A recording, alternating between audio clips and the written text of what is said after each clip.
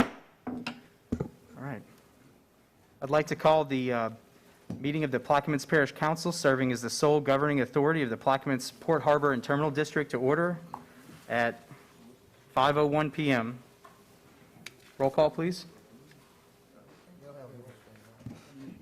My machine's not on. Yeah, let this go. Okay, got it. Alta's not on.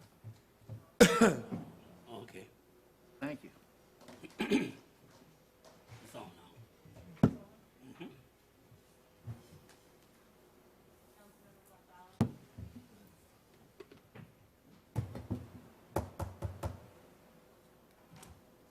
Up, on now. That's the end. Are we voting? There we go. I'm up.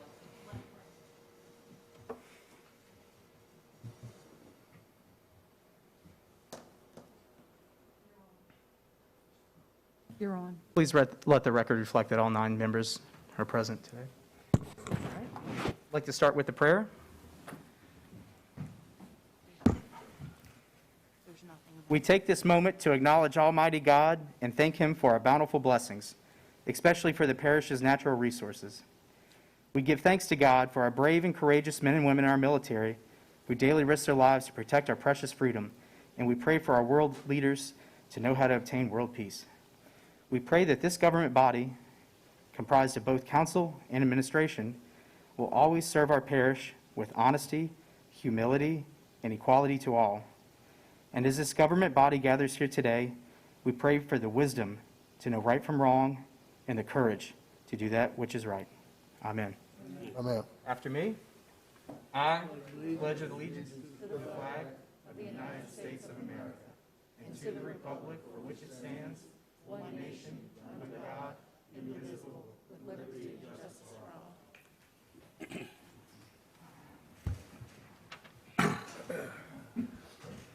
All right, Barb, moving down the agenda. There is no executive session. Number 3, status report by the Executive Port Director. Good afternoon, Mr. President, Mr. Chairman, and Madam Vice Chairman, and members of the board. I am Sandy Sanders, Executive Director of Plaquemines Port Harbor and Terminal District. Follows is my Executive Director's report for the reporting period of 29 May to 10 June. Most noteworthy during this time frame were the actions of the port staff on the river during the Tropical Storm Cristobal. The staff monitored and stood by at the ready to activate our hurricane plan. The team was fully staffed with all river assets at the ready.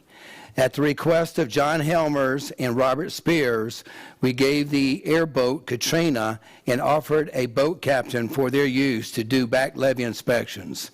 We updated our hurricane response, and luckily, we were able to stay at normal operation level. We also met with the port auditor during this time frame to begin the audit for fiscal year 2019. Assigned bank confirmations and tax collection authorizations. We are working diligently with the auditor to not ask for a COVID-19 extension, and we fully expect the audit to be complete by the 30 June deadline. Mr. Chairman, subject to your questions or comments, this concludes my report. Thank you very much, Sandy. Do you have an update on any progress for the rail relocation? To the what? Rail relocation. I could give you some tidbits, but if you would rather I give a full report at the next meeting, I'll be more prepared. But we are going to be applying for a large sum of money to get the rail out of Gretna, get it around the Naval Air Station, and also we're putting in that same thing for the Peters Road, the bridge, everything. Okay.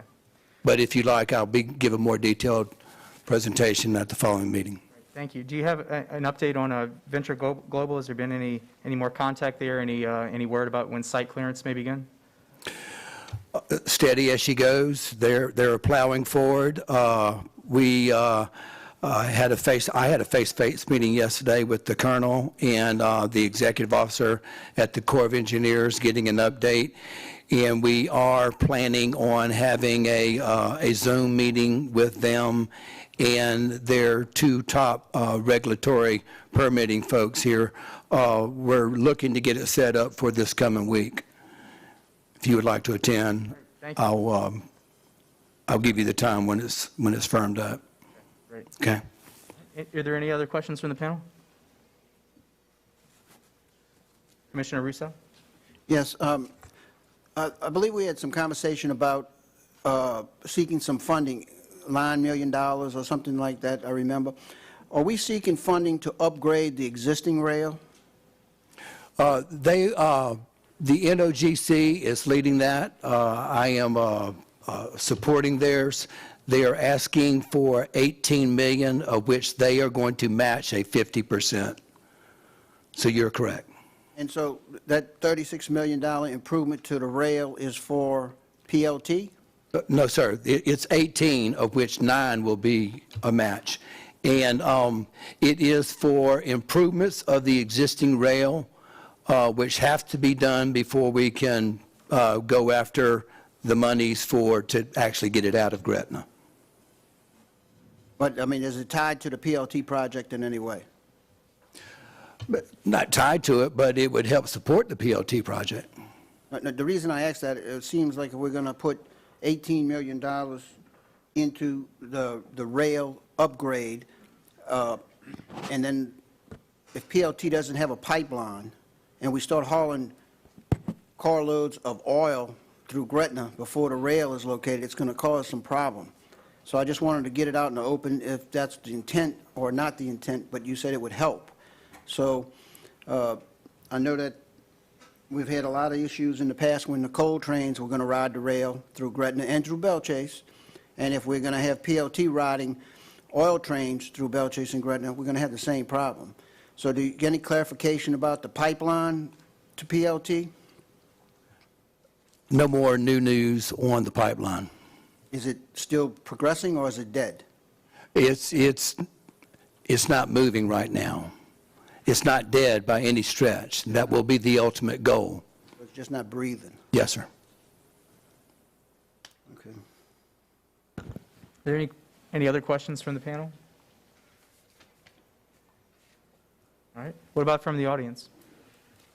Mr. Henry, please state your name and address, as always. Arthur Henry, Belchase.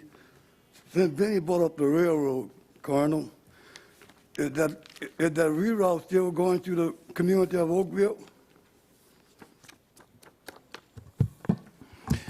The plan on the reroute is to bring it around, out of Gretna, bring it around the Naval Air Station, tie into the existing rail, I guess that is Oakville, right at that point, Peters Road, where it comes out, and then it's going to tie into the existing rail. So It hasn't changed. but we're not going to destroy a community for that change, are we? We're helping one community, Gretna, but then if you're going to destroy another community, Oakville, that doesn't make too much sense either. You understand what I'm saying? I mean, I do understand what you're saying. One community is better than the other. That's my point. You know, I'm not against it, but I'm against it tearing up a whole community over it to satisfy another community. I'm totally against that. Well, the rail has not changed. What you see right now is what has been planned for the last 5 or 6 years. So it will go through Oakville. It's going to tie into right by Peters Road. There's no change to that. And the people got to get up on this, man. People got to wake up, got to get up on this. Good for one community, not good for the next. We're going through this right now, man. We're going through this right now in America. Hey, we got to stop this. We got to stop it. Hey. Thank you very much, Mr. Henry. Mr. Valley, please state your name and address. Name's Donald Valley, 109 Nancy Court, Belchase. I have several questions, particularly related to Sandy, your report. First off, in response to Mr. Henry, your request, I've seen this redirection of the railroad for at least 6 or 7 years. I have the maps. I have an aerial showing every railroad that comes through this parish and what's on the west bank of this river by definition. The rail has been proposed for the last 5, 6 years, ties into Buccaneer Road, right there, below the air base, comes across the highway, and goes adjacent to what was proposed as the Peters Road extension. Now, they entitled another bridge going across there as well for rail. My question to you is, in all these discussions we're still talking about, is it feasible? And then I'm also hearing there's something about a $350 million grant that's floating around right now, whether or not this is going to work and who's doing what, where, and how. And what do you really have in writing? I guess as a public, I guess I'm an old banker. I trust, but I guess people used to tell me, trust but verify. You talk about a lot of stuff that you all are doing or going to do and all the stuff that you tell all this council, but I don't see anything in writing. You know, it's just like your calendar. I still have yet to see your calendar, your chief executive's offices. I don't know what you're all doing about that. I'm a public citizen. You're paid by all these people. These are people. Where's your calendar? Answer one question. That one. Where's your calendar? What was asked for by the board has been finalized, and the board should have been receiving our calendars now for 3-4 weeks. Could I get what the calendar from any one of you council people? Trudy, is that true? Have you had access to the calendar? How are you sending it? Say again, ma'am? How are you sending it? They have access to it. We have a master calendar. Could you publicize it and publish it on the parish's website? It's not confidential. It's a public document. Yeah, okay. Okay, now my next question to you. No, but- I've been following the, Mr. Chairman, point of order, before we move on to that one, when are you going to send us out the calendar? If you're not going to publish it on your website, when are you going to send it to us? It has been out. The port assistant has sent out an invitation to everyone to have view of the calendar. You all have received an email, but we'll resend it. But it was sent out weeks ago. This is the problem that I have. Whenever we request information from the port, it's always us having to pull teeth from y'all. We set a policy. Don't you think it would be incumbent upon y'all to make the effort to get it to us so we don't have to make the effort of going public request or whatever else it's going to take to get it? No, we have sent it. I have not seen anything in my inbox. Then we'll resend it. Has anybody else seen anything in the inbox? Nope. I mean, we say these things at the meeting, and we mislead the public to think that we're getting something that we're not. So if none of you members have gotten it, then obviously, if you sent it, you've sent it to the wrong email address, or you haven't sent it. Well, our administrative assistant has set it up that y'all have access to the calendar, okay? But I will personally ensure that it is sent to all 9 of you. I'm not worried about the invitation to access something. I'm concerned about you making, your administration make an effort to send it to us. We did, but I'll resend it. may I continue? Thank you. Go ahead. As far as the rail goes and the bridge, do you have anything in writing that discusses with whoever's putting this together as to the timetable, the dollars, and the funding that's going to be applicable to this, and whether or not there is a bridge involved, and will it be also a vehicular bridge besides a rail bridge? Okay, Peters Road will have their own bridge, but this rail will also have a bridge that goes over the Intercoastal Canal. Excuse me for interrupting you. Where is Peter Road going to get the money for its own bridge? We've been fighting, this whole council said they don't want to pay for the toll here now in Florida. And what happened is the state took away the money for the Peters Road Bridge, which was $60 million we had sitting here for years. Well, the Peters Road Bridge is a parish thing, so directed to the parish. So how's the rail going to get across? A separate? It'll have a separate bridge on the rail. Is it going to be elevated or high like it was supposed to be so that it didn't block the vehicular traffic like the bridge is now? Because that's how it was supposed to be. I think they're looking at a swing. And that, those studies have been well done. NOGC has paid a lot of money to have that done. Sandy, you know, I've been down. Well, I'm just saying it's there for public record if you'd like to see it. I would. I'll come to your office. May I come to your office and see it? Just Can I before see the the meeting, I correspondence? told you to come. Would you allow me to see the correspondence file relative to this bridge? And you can retract anything that you think would be confidential. I don't mind showing you. Okay. Mr. Valley, Yes, sir. I think it would be a good idea for you, Mr. Sanders, myself, and any other commissioners or members of the public, if you'd like to come in and have more detailed questions, I'd be happy to sit down with staff. I invited him before the meeting started to come by the We office. did. And so for your information, I don't blindside anybody. I told Sandy, I said, I got a lot of questions about the budget that was submitted to you all, that there's been, my opinion, a total lack of review of it. There's been exceptions to it, and there's never been no detailed line item analysis to it. That you have a very inflated budget right now from revenue that frankly, I'd like to see and confirm. I have not seen anything in your budget and your financials and your operational aspect of your break-even points, where you're going to put dollars, and what are you going to put into capital replacements. Where are we going to get the money to continue this operation in light of what's going on throughout the world? Now, I follow the LNG values and dollars and what all that's worth across the world, not just locally in this country. And I'm a financier, I'm an old banker. I have real concern that they're going to build this plant.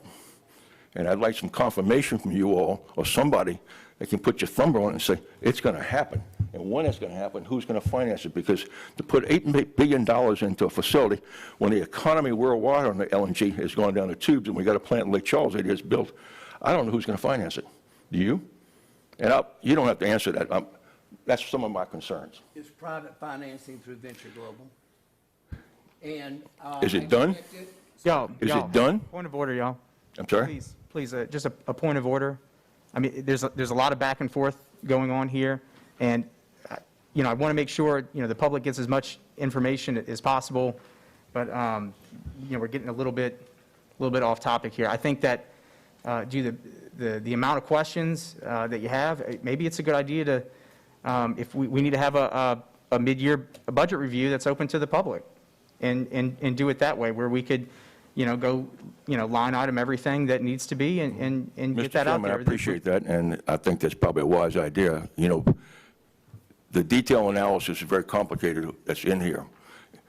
Ms. LaFrance, I think you're the Finance Committee Chairman. I think you've had one meeting before that. All this I can meet with Mr. Sandy privately, but I think it needs to be public, because there's just too much to ride on what this is. The river is a critical issue, not only to this parish and its revenue source, but to the United States. What I don't see anywhere in these budgets and numbers, and you can tell us next meeting, all these monies that you've received for so long, what have we produced, and how is it going to benefit this parish, and when are we going to see the results of it? And I'm going to stop right there. That's a valid question. Thank you for your time. Let me address one thing. After you asked me those questions, I invited you, and I came back here to the table, and I asked Chambrel to seek you out, give you her card, and you call at your convenience, and we'll set it up. I'd like to meet with you. Sure. And your staff. Thank you. No Amen. disrespect to the lady. Thank you. Thank you very much, Mr. Valley. Are there any other questions from the public? Oh, please come to the microphone and state your name. Everybody's wearing masks. I couldn't see who was asking. Could you please come to the microphone and state your name? And thank you. Toshiba Williams Belchase, no, he just finalized with a question and he didn't ask it. I'm sorry, he didn't answer it. He just said, come to my office. And that's not, he just said that everything that he just said, he said he wanted to do it to make it public. And he refuted with, come to my office. But once he opened up that can of worms, I want to know the answer as well. Go ahead, Sandy. If you'd like. I told him to come to my office. And then he said he wanted. Sandy, please speak into the mic so the record could reflect. I told him to come to my office initially, and we would sit down one-on-one, and then he said, but I want to do a public meeting. I said, sure. And that was before the meeting started, correct? Correct. Okay. So, I think good? maybe a mid-year budget review is a good idea where we could invite members of the public, and it'll be just focused on port finances. There's a lot on the agenda today, both on the port and the council agendas, and we'll get through it. Sure. I would like some of those things to be answered today, but just, in respect of everybody's time. All right. Are there any other questions for the executive director's status report for the public? Okay. Oh, Miss, Are you about to close this out, or are we going to go through this agenda here? Because I do have a question. so, yeah, just please state your name and address, Ms. Riley, and we'll be happy to answer that for you best we can. Okay, Major Tracy Riley, retired, resident of Plaquemines Parish. And this is regarding the operating procedures for procurement. Is that appropriate to discuss now or at some other point? It's a little bit further down the agenda. Okay. We'll be happy to. You want to deal with it now? Oh, no, we'll, Later. when the agenda item is reached, we'll Okay. definitely invite folks up for public comment. All right. Any other questions for the status report by the executive director? All right, moving on down the agenda. So that bids and advertisements? Item 3A, financial report, budget to actual. I don't have a report today. We'll have one next meeting. Are there any questions from the panel on that? Normal. Any questions from the audience on the lack of budget to actual report? All right, moving down the agenda. Number 4, bids and advertisements, there are none. Number 5, introduction of ordinances and resolutions. Commissioner Blink, we do have one. Please read it when you're ready, Ms. Marcotte.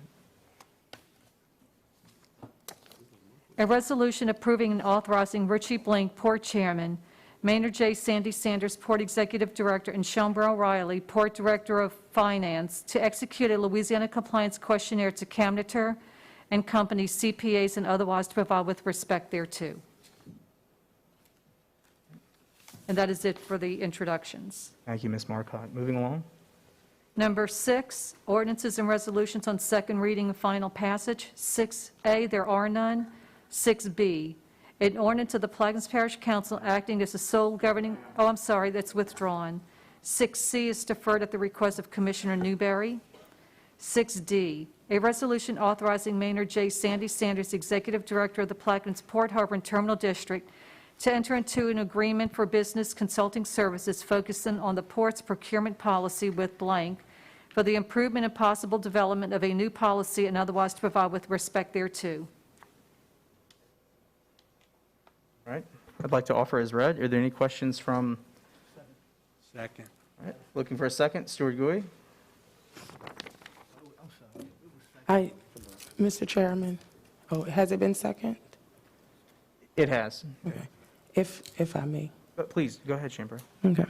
Mr. Chairman, before you today, there is a resolution seeking approval to enter an agreement for procurement consultant.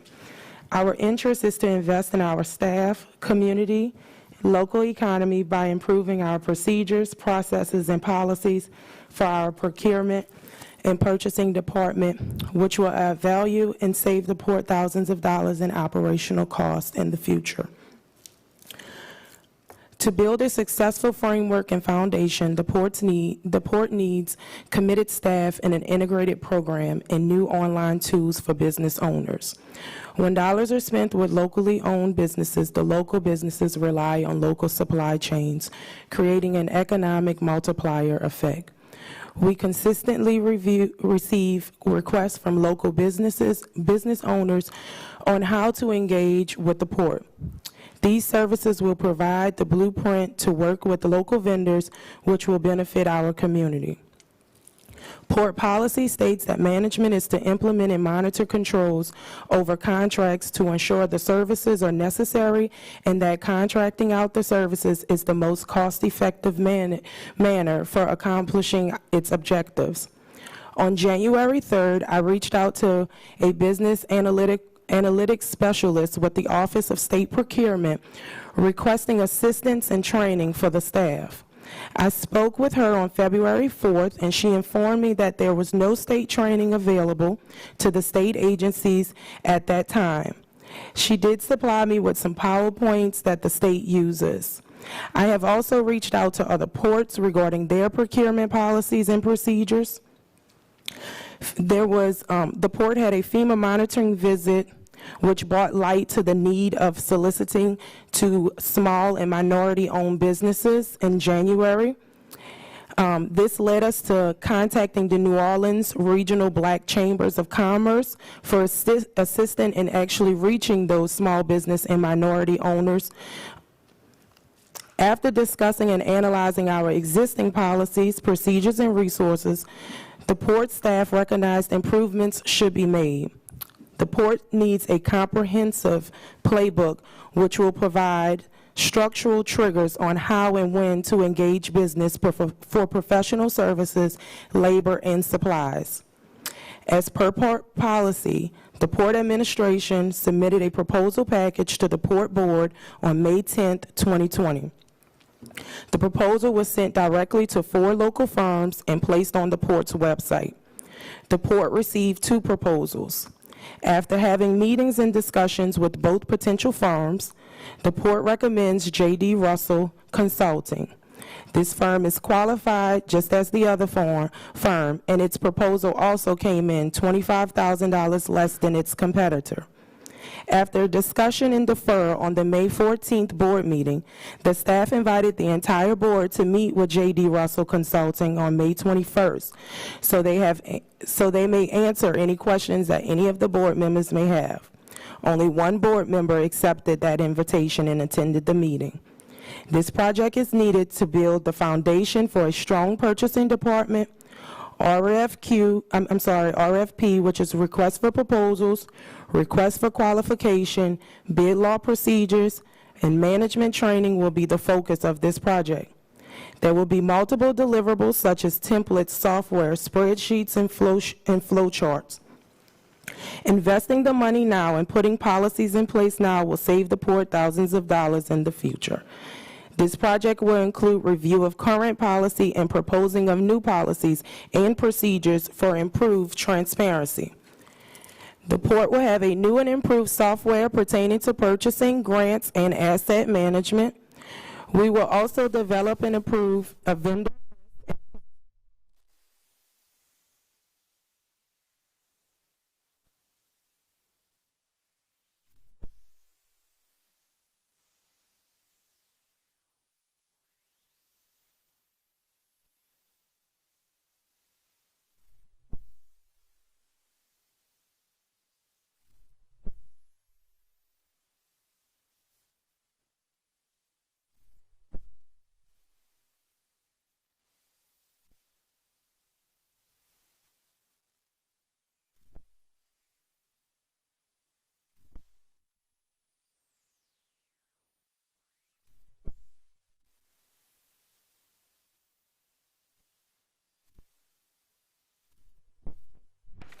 Thank you, Cheryl. Are there any questions from the panel? Commissioner Newberry. Mr. Russo was up. Oh, I'm sorry. Commissioner Russo? Cue back in. Sorry. Try again, please. I'm on now. Thank you. After reviewing this proposal, I was one that did not respond because I thought that if we were going to meet with submittals, that we should meet with both firms and be able to evaluate both teams rather than just meeting with one, which, that was not in the invitation.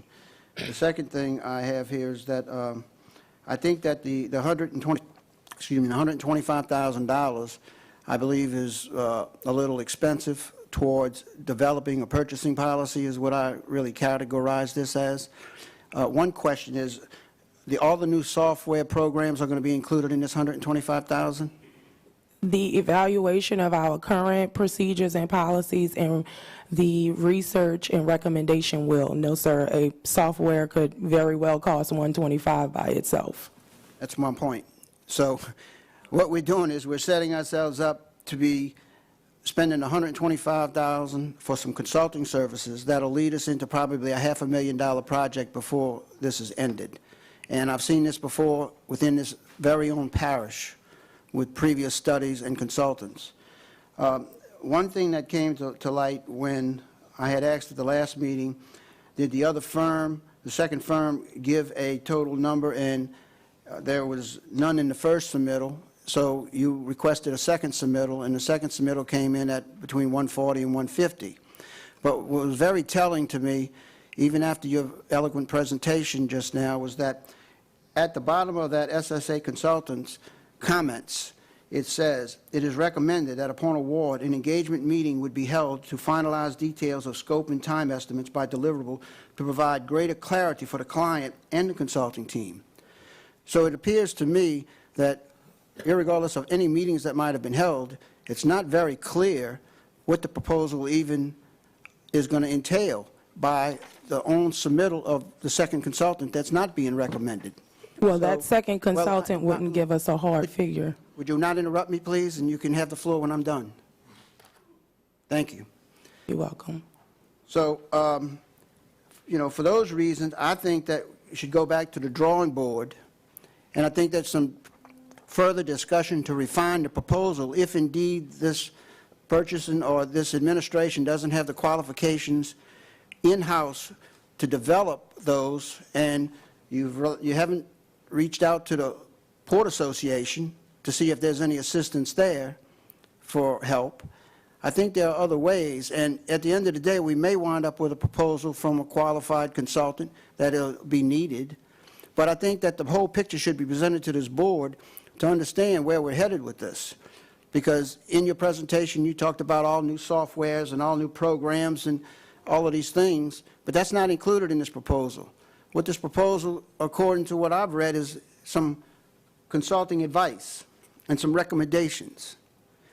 And so if you really want to get tuned up in the procedure, then let's define the procedure so we know where we're going and what we're getting, and then 6 months from now, or this proposal may take a year to evaluate your system.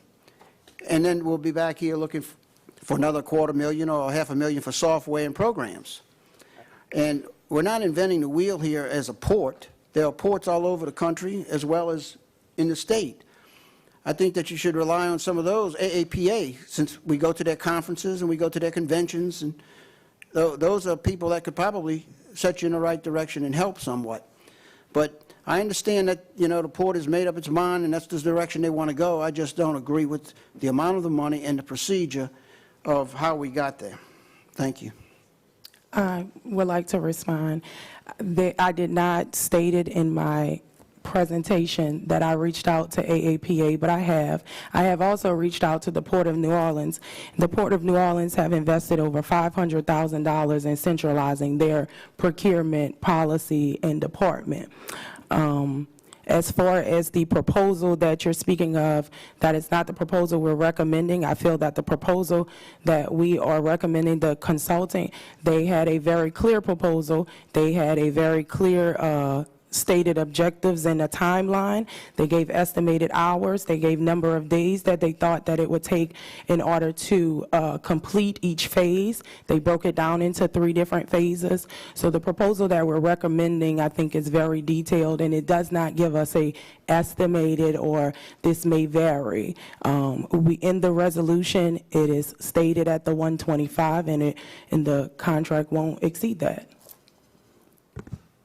Thank you, Shinbro. You're welcome. Commissioner Newberry?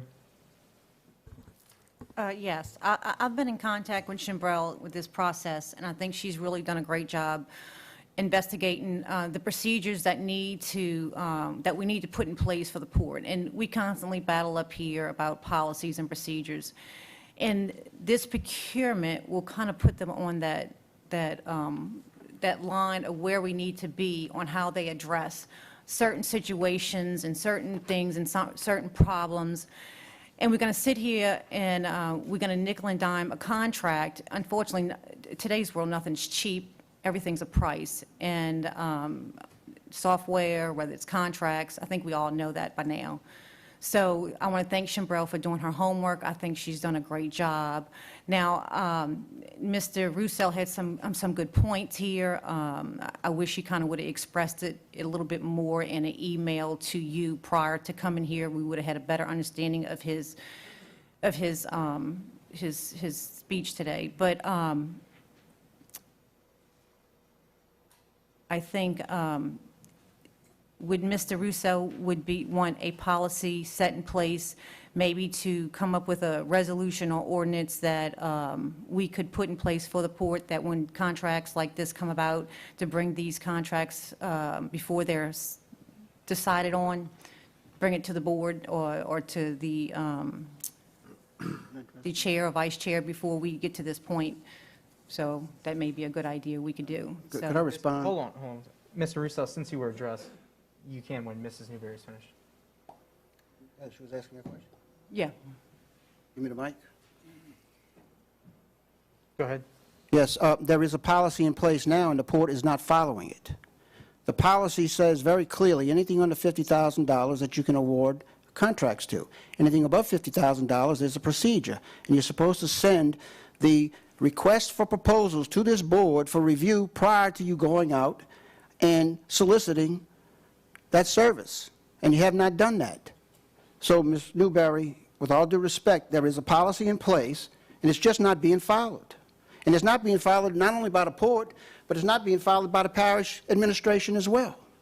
So, you know, this is a long-standing policy that's been ignored, and I would appreciate it if the port would step up and follow it, and we wouldn't be in here today discussing this, because I would have seen this proposal prior to you going out, and would have made my comments prior to you advertising, and would have made my comments prior to you interviewing, and might have been part of those interviews. So thank you. Thank you very much. Commissioner Black?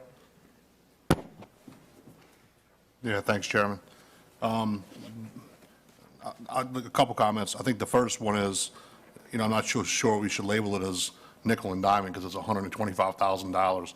So I think this is a pretty large expenditure that we need to pay attention to and not just chalk it up. Because obviously we've had some issues in the past where, you know, as you just said, Chambrel, we're not spending more than $125, but I've been involved with this council for nearly 6 years where, you know, on both sides of the house, we've gotten extensions past that cap. So I'm not really buying into that. The only real issue I have with this is that I'm kind of disappointed that we didn't go to 6C, because I've asked the chairman and the vice chairman to meet with your staff to discuss laying out a master plan, and 6C is that master plan, and then presenting it to the board for approval as a strategic vision. I think that's really what we need. We need it now. I think that's what we need before we move to spend any money really on policies or personnel, et cetera. I think that will quash a lot of comments that we have from the public on what you're doing, where are you going, what's the, you know, we've seen presentations on the master plan. We've seen, you know, presentations to different business boards or, you know, community action boards and to this council. That's why I've asked the chairman and vice chair to get with you guys to give us a prescriptive strategic plan, strategic vision, put it in writing, make it as an ordinance. That way the council or the Port Commission can vote on it, and we're all bought in. So when folks from you know, from a constituency come up and challenge that or ask questions, if it's outside of the strategic vision or that master plan, then we won't do it unless we have to deviate, and then you can explain it. But at least it gives a clear vision. And I ask for that to quell issues like this. So if we have that plan in place and this procurement policy and spending $125,000 to get it done is within that strategic vision or that master plan, then we shouldn't have a problem voting yes on it, and the public shouldn't have a problem accepting that. So that's what I'd like to see done prior to any of these policies or personnel changes being done. And I've asked for that, you know, not through you guys, but I've asked through the chair and vice chair. So I would encourage them to try to, you know, to work on that before I can really support expenditures of policy or personnel. Mr. Chairman, I'd like to address that, please. I think that's a good point. Is one of our 19 goals is to update the strategic plan that we have shared with the chairman and the vice chairman. So but there are some other items that are lining up that when they happen, that's going to be the trigger points for to initiate the strategic plan, updating the strategic plan. But put it in an ordinance form and let this commission ratify it. And, you know, that way it protects you guys as well. If you're out there and doing something that's within those 19 points of the strategic plan, then we have to answer the questions to the public, you know, because we voted on that plan, and that's what we want you guys to do, and that's our vision, that's our goal for the parish and for the port. So that's all I would ask. So to be clear, you've asked us that in the last 2 weeks since the last meeting, correct? Never before? No, probably ask. I'm not calling you out, Mr. Chairman. I'm just saying, me, you, and Miss Newberry, probably a month or so ago, sat in my office and I said, hey, you know what a good idea would be? Is just to create an ordinance that has the strategic plan and make the executive administration list it out and then ratify it with the council. It wasn't a challenge. I just said, as a chairman, that might be a good thing to do. Yeah, understood, definitely. I mean, after, you know, middle of the global pandemic and changing markets, it's probably a good idea to reevaluate which direction the port is going. Absolutely, I agree. No, I think we should do it now. I don't think we should wait. I mean, I think everybody's breathing, everybody's going on with life. You know, I mean, we're moving, Yeah, in a direction. without delay, I agree.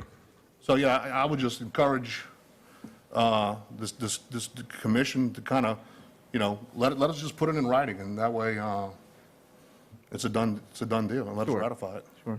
All right, Commissioner Rousseau. Yes, I apologize for not giving the ordinance number earlier to the policy that was discussed, that's in place already, that was not followed, and it's ordinance number 15-138. It's been brought to the attention several times of non-compliance with the ordinance, and I would appreciate it being complied with. As to Councilmember Black's comments, I'm not clear as to what we're talking about when we talk about item number C, Trident, that master plan. I view that as something separate and apart from the operational scheme of the government, of the port. The master plan that was paid for by the port and has spent over $2.25 million on that plan in the last 10 years is a development plan. If we're talking about operational plans, I view that as something different when we're talking about purchasing and those type of policies. And along those lines, one of those items in the port master plan is to be a landlord tenant, a landlord port with tenants. So when we talk about these detailed purchasing plans, I'm not sure what all are we purchasing. Right now, our purchases are limited to pens, papers, fuel, and uniforms, and hopefully some masks and things like that. So it's not that complicated to be addressing an operation where we actually have no tenants at this time other than the MSRC dock, and a whole lot of purchasing going on. The same purchasing has been going on for the last 25 years and was handled in-house with no problems. You know, it's something that I'm not sure what direction we're headed when we start talking about these elaborate purchasing plans. What do we plan on buying? And I addressed that, I believe, in the last meeting we had in your office, trying to get a clarification. So I'd like some clarification on those items as to what you see as the need for all of these new purchasing policies that are not already covered somewhere along the lines. If I may respond. The objective and the goal of this project is to be prepared for the future. You are correct. The last 25 years, we've only had small purchases, but we're building a port, and those procedures, those day-to-day operations will change. So we are building the foundation to be prepared for the future. So when the projects do come to the port, like I said, our local vendors will know what it is, what they need in order to be able to work with the port when these projects come. We don't want to wait until they're here and then put procedures in place in order to be prepared. Well, that's my question. Being prepared for what? If we're going to be a landlord port and Venture Global is going to go out there and build a $2 billion facility, what are we going to be purchasing for Venture Global? That goes to my point. No, I know you're right. So, I mean, you know, the whole thrust of this discussion has been we'll be a landlord port. We're not going to be out there buying concrete and steel pipe and sheeting and visqueen for somebody who's going to build their own facility. We're going to be leasing a piece of land to someone, and that's why when you say we're building a port, in this proposal, we are a port. And I wish that y'all would recognize that, because we're listed anywhere, according to the proposal, 9th to 12th in the United States consistently every year by tonnage. And we keep acting like we don't have a port. It's true that we don't have a container facility, which is true, but we have many customers on this river and have been for many, many years paying tariffs, participating in one of the largest ports in the country. And we keep discounting that because we haven't got a box over there that goes from China to Christmas toys. Thank you, Mr. Rousseau. Does anybody else on the panel have any questions or concerns about this particular budget item? Not budget item, agenda item. Anybody from the audience? Ms. Riley?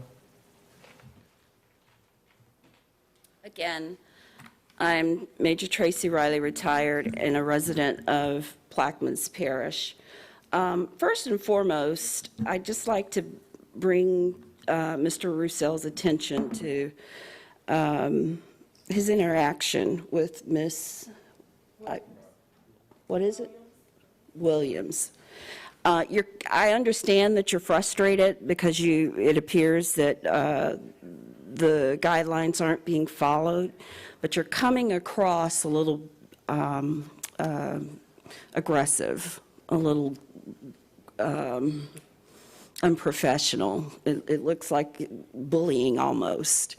And so when we are thinking about working together and getting things done, I just ask that you kind of take a second, cool down, and re-engage, because it's very uncomfortable for me to watch this. I just want to go on the record.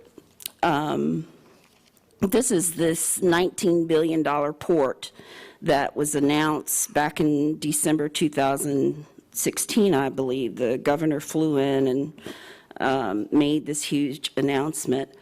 And you have, and I've been attending these council meetings since then, you have a pretty qualified set of experts working for you at the port. And I just would like to offer that you consider the decisions that they make, the research that they put into getting this information for those decisions, that you give them some credit and allow them to do the work that they are doing. I, in particular, am concerned about the policies and procedures. Again, this is a $19 billion port, so at our current state, I believe there's a lot of things that need to be done, a lot of things that need to be purchased, a lot of contracts that need to be gone into to get to this end result that we've all been waiting for. And it is one of those state-of-the-art, leading-edge ports where all of these modes of transportation are going to be covered. So it sounds reasonable to me that there would need to be some type of procurement SOP to help us get through making those purchases for those resources available to the port. And I'm particularly concerned in this current I can't breathe era. Economic disparity is a very real issue for people in my community. One last report that I received last week, it takes 11 African American income producing families to compare equally to one non-minority family. And Plaquemines Parish it doesn't get a pass for those type of statistics. We are suffering economically, we're suffering in our schools, We're suffering with the prison system. We're suffering in getting the lower end of environmental protection. In particularly economics, this is an opportunity to help close that gap. And so I am familiar with the Russell firm. They do a lot of work in New Orleans, and I've sat in on their convention meetings. And this particular firm is very good at addressing the DBE gap, the local disadvantaged business community. And so because the firm is owned by someone who looks like me, who has a similar economic walk as me, and understands the very nuance of being in business. And so I think that type of firm for this type of problem for this community would be very good in helping to create the policies. Thank you very much. Thank you very much, Mrs. Rock. I'll respond. Please go ahead, Mr. Russo. Ms. Riley, I apologize if I come on a little strong and aggressive, but that's my nature. I am aggressive, and I represent a lot of people in your community, my community, in our community. I don't separate the communities in any way. It's our communities. And when I sit up here, I represent Plaquemines Parish residents as a whole. And my aggressiveness is because I've been sitting here for 6 years dealing with a lot of the same issues. And I do remember you coming to a couple of meetings over the last several years, and particularly when Mr. Sanders' contract came up, you came to the council meeting and you adamantly fought for his contract, and I was opposed to his contract because he had a 40% bonus in it. And those were reasons. It's not because they're unprofessional or that they're not doing their job. Nobody sits up here and ties their hands. We're still waiting for them to produce after 6 years. So it's not a matter of, problems and issues that we have. It's a lack of the market grabbing hold and developing what we've spent millions of dollars on trying to get developed. And back to my point of $19 billion worth of development, we are not going to be purchasing $19 billion worth of development. The tenants are going to be purchasing $19 billion of development. And I would hope that they would have the procurements in place in their industry to be able to procure and purchase what they need, because all we need is a signed lease to pay us the rents. So there's a difference of what we perceive here as the need for policies. And I'm not denying that policies aren't needed to be updated on a regular basis, but to think that we are going to be purchasing $19 billion worth of goods for these developments is just not a realistic approach. Understood. So then are we going into some other area? Are you implying that perhaps there's waste, fraud, and abuse within the port and how it's operating? And if that is the case, Okay. I mean, there is a system or a process for that as well. You brought the issue up, and I don't relish in, we have audited the port. Now, if you want to know what the final audit was, I suggest you go to our website. And we did find that there was a violation of the Constitution in there by illegally using the credit cards. And it's on the website, so I suggest you go look at it and revisit it and review it. So that is where I come from, is oversight. I see my role as an oversight person up here, and so that's what makes me wonder and watch what goes on over at that table.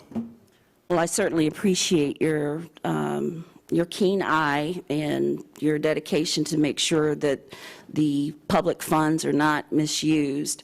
I just am concerned, though, that if there is actual evidence of wrongdoing, that there's a proper procedure to follow to remove that element so that we can get on with the business of running this parish. And not have to continue to revisit and hear these implications as we're trying to do our work, because it is time-consuming. It is time-consuming, and it keeps us from meeting our actual goal, and that's to get that port up and running. Thank you very much, Ms. Raleigh. Really appreciate your comments and thoughts there. Thank you again. We could all do better by talking a little bit slower and thinking about how others are perceiving us. Thanks. Mr. Valley? Mr. Chairman, on the previous comments, and Mr. Roussel, yours, I've served on many boards, both municipal and private. I look at your roles that you all are in a little bit differently. You all are the port, and you all are the parish. You all develop policy, the procedures, and you see that they're adhered to in the form of oversight. That I perceive your roles to be, that I look to you all as the leaders that were elected to do that job. Now, as to the issue today, I've watched this issue come up 3, 4, 5 times here. Can you be specific which issue, please? Say again? Which issue in particular? The procurement issue. Thank you. In there. And let me get this off because I can't talk with that thing choking me. It's required, sir. I think the young lady has done an exceptional job of what she's been doing in the parish. I look at, you all are the parish. The parish has its own procurement policy, and I don't know why you can't just adhere to that one that's in existence now without going through it. If things change in the future, and if you're talking about this port coming along and the world changes to what you might need, yes, you can come back and make modifications and adjust to the policy that's in hand. I don't know that you need to go hire somebody for $125,000 a year. I'm looking at the salaries of the administration right here that's in the budget. And if you look at people making $202,000, $125,000, $90,000, $90,000, you guys ought to be more than capable of writing your own procurement policy or taking the parish's procurement policy, adjust it a little bit and make the modifications to it, because you're not different than anybody else. I've written more procurement policies you can shake a stick at. I've read them, I've argued about them, I've changed them over my life. Now, I'm 76 years old. You may not be old, but to get paid what you're doing, you ought to be capable of doing it. You don't need anybody outside telling you what to do or showing you what to do. Make some suggestions to these people. They're business people, they're in the world, and the public can make comments to that. But to say you're going to hire more people, I have a real problem with the salaries you all get paid as to the parish people. You're all getting ready to face a cutback in the parish, raising fees to everybody, and you're all talking about hiring somebody from the outside to do a job you can do internally. Maybe you all ought to get laid off. I had an old rule, Sandy. You want to hire somebody? Lay off 2 people. We had a hiring freeze. You ought to think about cutting back on your budget. What are you all going to do to save some money, and how you're going to reduce your staff. But all I see is you're expanding this thing, and I think you need to stop with this. Enough said. Thank you very much, Mr. Valley. Mr. Henry? Yes. Ms. Williams, if I'm correctly, is there a minority business proponent to this? Listen, I applaud you. The port is something that's opening up to the parish, and the kernel on which you 100% need to be inclusive. I preach that every time I come up here. I'm for you. You did a good job, Ms. Williams. You should go with it. Thank you, Mr. Henry. Mr. Schultz, please state your name and address.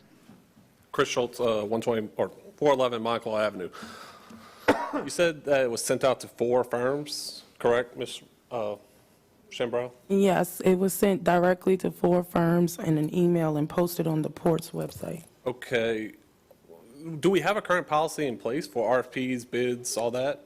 Not necessarily. It's very, in 2013, we actually reached out to the parish for their purchasing policy, as the previous gentleman stated, and that is the one that we're currently working on. It has been brought to the board a couple of times since then for revisions and improvements, but not many has been made to the purchasing. We do not have a laid out, step-by-step, detailed procedure on RFPs or RFQs. That is one of the objectives and goals of this. The parish also does not have an approved vendor process or way of getting on such type of list, and this project also includes that. It will also address the small and minority business owners and making sure that they are reached doing different procurements So my follow-up question to that is, how were these 4 firms selected to be sent to? Because I know there's a lot more firms in the area, Yes. nationwide, all this. How was that Well, selected? I did some research with basic Google and throughout the area from Lafayette, Baton Rouge, New Orleans, finding and looking for companies that specialized or had experience in procurement. And I sent it out, firms here in Belchase. That's the very issues that we're struggling with. If we had an approved vendor list where vendors could come and say, if you're looking for this, contact me, then we would be able to send it to more people, but we don't have that in place. Okay, and then this goes back to Commissioner Black's point, which kind of worries me because he said he's seeing it where contracts go. Well, before I get into that point, why didn't 2 of the firms respond back? Because to me, this is starting to sound like a familiar issue here in Belchase where three firms were submitted and only 1 responded back. If these are good firms that do this on a regular basis, why were 2 never responded or didn't submit a proposal and 1 was very vague? I mean, to me, and it goes back to, I think, Councilmember Roussel's point of if this was done, sat down with everybody beforehand and nailed out all the questions, because if 1 proposal is very vague and you only got really 1 true proposal, why is that? Mr. Schultz, I'm going to let, Shambrell's going to address this, but we're almost getting into like more of a Q&A than a public. Okay, well, I mean, it goes into, we're spending this money and, okay, you don't have to answer that question, but it goes into Mr. Black's point is, she says software. Software's not cheap. Is there a problem with our software right now? Are we going to go ask in a couple years for new software? I mean, when is this going to end? Because if it's a procurement policy, then why are we evaluating the software? Chris, you know what I'm saying? Look, I mean, I've evaluated this particular issue, and I believe that Ms. Williams has the capacity and is generously compensated to handle this in-house. And I would like to see that in maybe a much smaller I agree with you on that, but I'm not getting, cost to the port. It's just, like she said, the software, and goes back to Mr. Black's point when he said if we had the capital improvement plan or the master plan, it's like, okay, is software going to be on there in the future?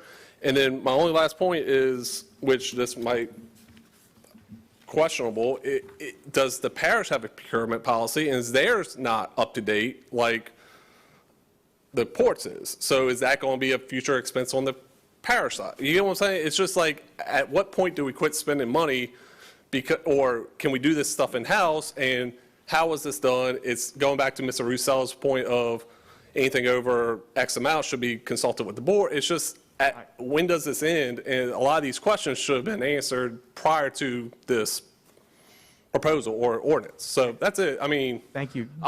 Chairman, may I respond? I cannot answer for the firms who did not submit a proposal, whether they felt they didn't have the time to take on the project. I did not follow up and say, hey, why didn't you submit a proposal?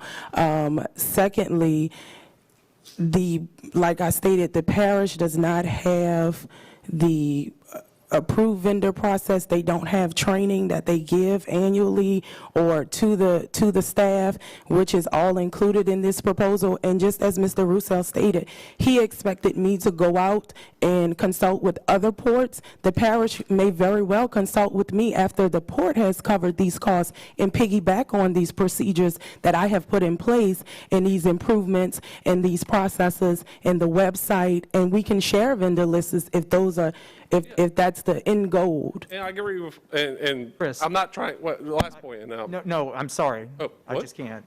I mean, we have certain rules, and I hear what you're asking, and I have those same questions, and I've asked those same questions, but we do have just certain rules here where you're only allowed to ask you just can't keep going and going and going. Three, 4 different questions. It turns into a Q&A, and we just have a lot on the agenda. My apologies. And Mr. Chairman, I ask for a vote. All right. I'd like to call, there is one more. Mr. Turner, please state your name and address. Thank you, Mr. Chairman. Burgar Turner, 161 East Bellevue. Just want to make sure I'm hearing correctly. I heard about the software in the beginning concerning establishing a procedure, that and the issue concerning a vendors list. First question, does the parish government have an approved vendors list? And Mr. Dugas, isn't it correct that when you go out for contract or something, someone from your office contact companies because you have an approved vendors list?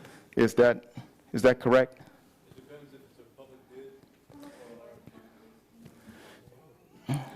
bid. But the bottom line is, the parish government has an approved vendors list. Is that right?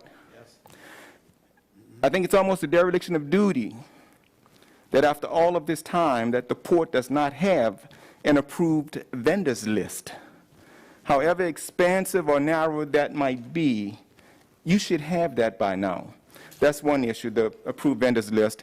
And the other part concerning procedures, policies and procedures, if the goal is to have a system in place to input data, to manage it, I think you will get more bang for your bucks if you have the companies come to you to sell you on their software, because then they will tell you, they will almost dictate the procedure that's needed to populate their software. So if you're looking at a software in the end goal, don't spend $100,000 coming up with the procedure. Find a companies that have software to do it, have them market their software to you, and let them work with you, being that they're trying to sell their software. Let them work with you on that policy if you're not able to come up with it on your own. Thank you very much. Thank you very much. And just as a point of order, I'd like to remind folks that their comments are limited to 3 minutes. Another issue, we may open up the back door just so folks that are out that aren't able to take a seat can see what's going on here a little bit better. We're going to talk about that between the meeting to see if it's feasible. We might not have chairs, that kind of thing. All right, so we're going to call a question on this item. Do we fill the blanks in yet? This debate has gone on so long, my computer shut off.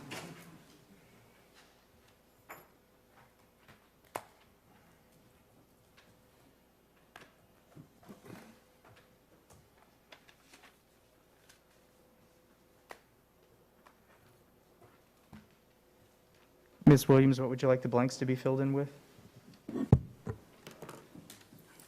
And on line 7, to roll over to 8, J.D. Russell Consultant. Line 14, shall not exceed $125,000. Line 17, improvements with J.D. Russell Consultant from June 1st, 2020 through May 31st, 2021. Line 25, J.D. Russell Consultant. Line 27, ending on May 31st, 2021, not exceeding 125 with prior approval. And that concludes the blanks. Thank you. Blank real quick. Oh, go ahead, Commissioner Black. Yeah, I'll support it on one condition, that you guys agree to get with, I think I see the vice chairman shaking her head, so I think she knows what I'm going to say. Within the next 2 months, get us a master plan and a strategic vision so we can vote on that and ratify it amongst this commission, so we at least know what the money's being spent on. Thanks. Are there any other comments? I'd like to call a question.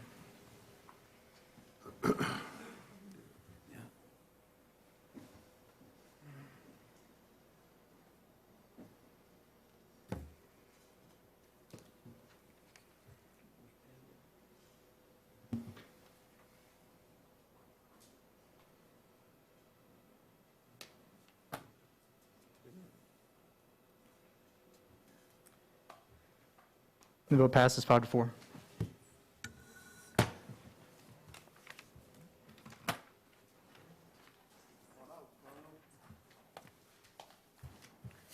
New business, there is none. Number 8, approval of the May 28th, 2020 meeting minutes. Second.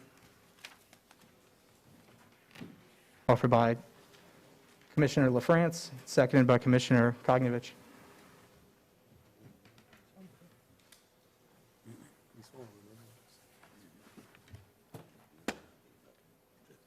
Mr. Black and Bartholomew?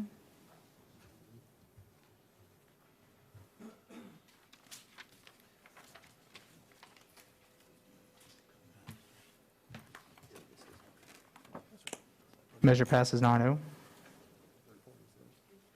I'd like to make an offer to adjourn. Seconded by Commissioner Arborough.